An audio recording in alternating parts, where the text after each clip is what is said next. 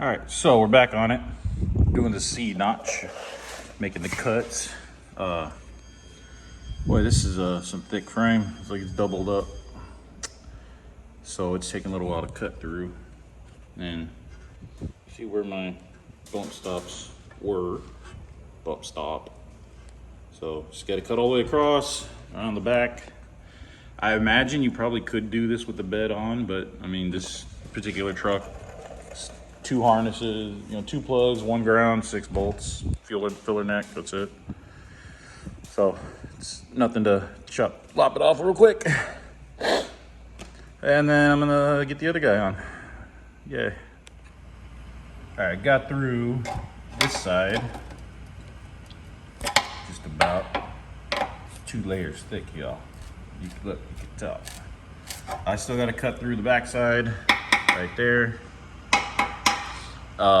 I'm going with my cutoff wheel. I got alternate batteries. I got this guy, the little guy. I got a couple of big boys up there, but that's the only downside. Oh, and then I'm also using my Sawzall. I'll get the initial cut, and then I'll get in here with the Sawzall. It makes it quick, cleaner cut. But yeah, the only thing that sucks about using batteries, they go fast. I mean, even the 5 amp hour that I have, those go fast too. So, and I only have about 4 batteries, so I've already gone through all 4, and now I'm waiting on them to cool down so they can charge. But I should have brought my other batteries. I have a Makita mower and weed eater, and I got about 8 batteries at the house, but didn't think about it. So this is going to be time consuming, nonetheless. Get her done. Okay, so I got the C notch mocked up. Made my cuts. Made them small at first, and then it was too small. So then I made them bigger, and I made them too big. But it's not a big deal. Biggest thing is as long as this guy is in the right spot and it's gonna bolt up. This kit came with a shim plate. It's supposed to be all the way in there, but it was the only way I can get because I gotta mark the holes, so it just got there just to take up the space. But the other issue is there's a frame gap because this is 2 pieces of frame welded together. So we got, a little bit of a gap. Not so much for these 2 bolts, because you can see this is where it flares out. So it meets these okay. But this one, it needs another shim like this, but the kit didn't come with it. And I would not really think I should cut, because I was thinking about it. I was thinking about cutting this whole section out, but then that would mean the only thing holding this part of the frame together would be this weld here, and then the weld going around the back like that, which is only about halfway because I cut it out for the C notch. I thought about just cutting that whole section out so the plate would sit flat against there, and I mean, essentially it'll be fine, but the problem thing is, like, I can't see it, notch in the way. But I don't know, I'm still debating it, because if I do that, if I cut this section out, then I don't need the shim at all. It'll blast right up against this. I'm just worried about the actual integrity of the frame, and then it'll also give me more, because I am going to weld this on as well. It's not just going to be bolted. Because see, it's got this backing plate that slides in behind the frame after I drill the holes. I'll probably drill the holes first, bolt it up, see how it looks, and see how many spots that I could actually weld. Because as of right now, the only places I can really weld are going to be down here at the bottom, and then around the backside, around the backside here. Same thing on this side. I can weld the bottom and then around the back. And then up here on top, see there's big gaps, but where this plate is, when it's all the way over here where it needs to be, I could weld all of that together. And then I could probably do a little weld here. And if I put another spacer going up here, because I got some 1/4 inch flat bar that I can put back here, I can weld all the way around like that, and then of course, all the way around the back of the guy here. So, I mean, I think it'd be plenty strong if I just space it out. I don't know. I don't know. I've never done this before. This kit sends you 0 instructions, and most of the videos I've watched and for people do it, it's like, okay, I'm doing a C-notch, and then the next clip is, all right, C-notch is done. So yeah, I'm learning as I'm going, but you know, this isn't my truck, so I want to make sure it's safe. I mean, if it was my truck, I'd still want to make sure it's safe, but yeah, I want to make sure this is safe and done properly. So I don't know, I'm gonna go ahead and drill these out, and then I'm gonna think on it, pray on it. Let's see. But it looks pretty cool. It looks pretty, in this level, it's right where it needs to be. I like it. Okay, so here we are. I decided to go ahead and cut off that overlapping piece. I cut it off, and this piece right here is this part of the frame. So I left that, and now what I'm gonna do is, because I notched it here, hammered this piece flat with this, and so now I'm gonna weld all this up. I tried to cut straight with the piece because I was feeling it on the inside, but my cut got a little crooked. This is not the frame bending or anything. I also did put a jack on the back of the bumper just to make sure. I mean, everything is still nice and straight. But yeah, it's just, this is my cut that makes it look, you know, bigger gap here, smaller gap there. So I should be able to weld this up, no problem. I do have some scrap steel that I can stick behind it and just lock it all in.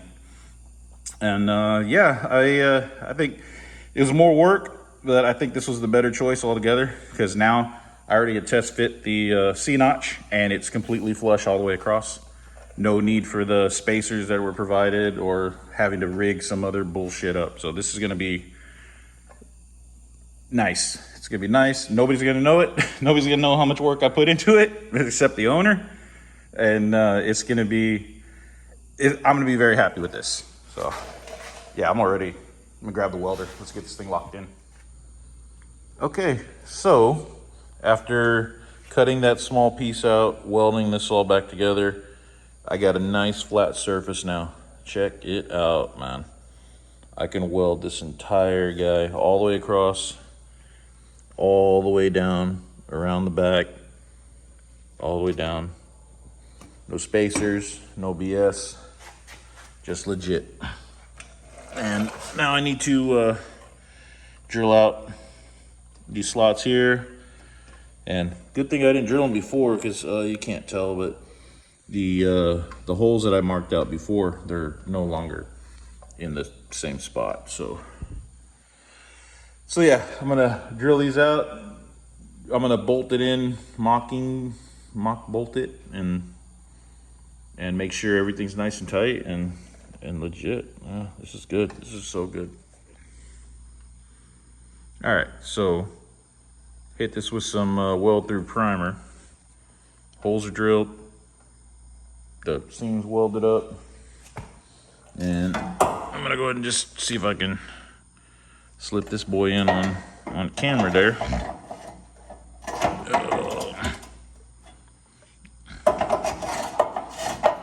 Oh, it helps if I'm recording what I'm doing.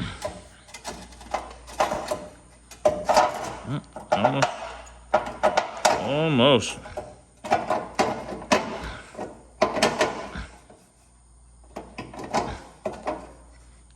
Come on, you. Oh, there we go.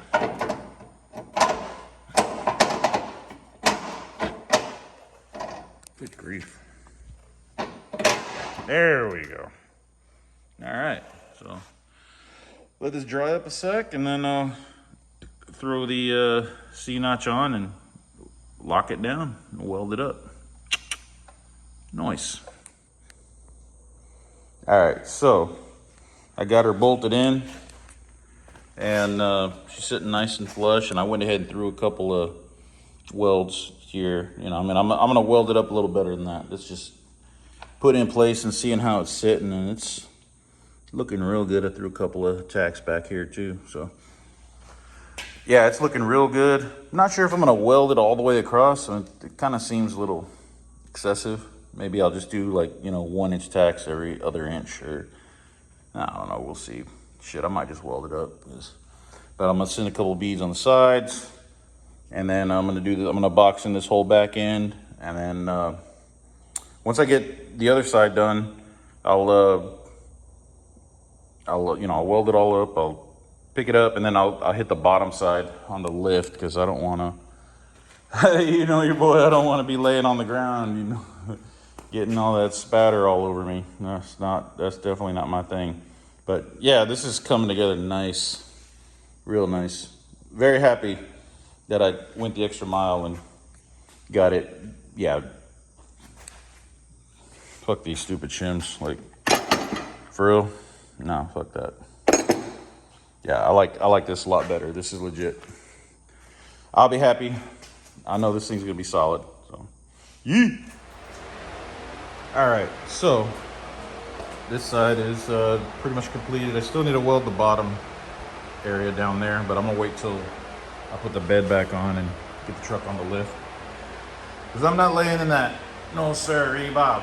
So, yeah, the welds are not a welder, guys. So, got a little heavy in some areas, and just see where that goes. But, well, she's burned in. I haven't welded in a couple of years, so. But still gotta do that side. This side, the only difference is there's a brake line bracket. You're gonna have to relocate that. But other than that, it should be the same thing. Same as this. I'm gonna do it the same way. Hopefully it'll be faster because now I know what I'm gonna do. And next one you see should be the truck put back together and ready to rock and roll. Yeah. All right, I guess I'll show you real quick on this side. I already started making cuts, but so this frame, this rear frame, this is all part of it, and this is what they do, for strength and extension, whatever. So the C-notch won't sit up against this without there being big gaps over here, gaps over here. No good. So what I'm doing, cutting this guy out, which she's already pretty much out. It's hot still. And then I'm gonna grind off all the welds right here, flatten this guy right here, and then this part of this frame, which ends right there, hammer it flat, weld it up, and then I'm gonna go ahead and cut my C-notch out of there. But I figured I'd take this plate off first because that'd be a little easier than the 57 cuts I made on the other one. So trying to save some work. Hopefully, yeah, this one should go a lot smoother because I know what I'm doing.